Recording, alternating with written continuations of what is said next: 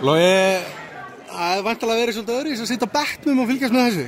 Já, veistu það, ég var að segja við ykkur, ég hef spilað alla þessa Njarðvíkur Keflavíkur leiki sem ég hef verið í deildinni síðan 97, en ég hef aldrei þurft að horfa á hann og þetta var hræðilegt að þurfa að horfa á leikinn. Ég er bara eftir mig og sem betur fer unnum við og það bara svolítið síðan, við höfum unnið á tvisvar á tímabili og það er mjög sterkt.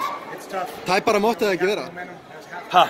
Þetta mátti ekki vera tæpara þetta? Nei, svoleiðis er þessi leikinn. Þú manst hvernig þetta var í október, þannig að maður vissi svo sem að þetta yrði svipað, þó að við höfum verið með góðan 15 stiga, við vorum í 15 stigum yfir í hálfleik, þá vissum við alveg að þetta yrði hörkuleikur í endan og þeir gefast aldrei upp og já, þetta var svona smá endurtekning af leiknum í október.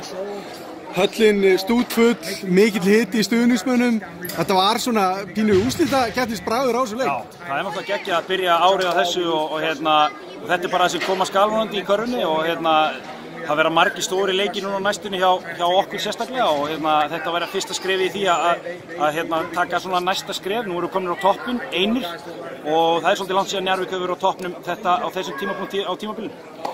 Elvar, hann var 9-9 í vítum fyrir þessi tvö sem hann klikkaði á, en svo bjargaði hann þessu bara með að taka sóknarfrákast. Hvaða rugl er þetta?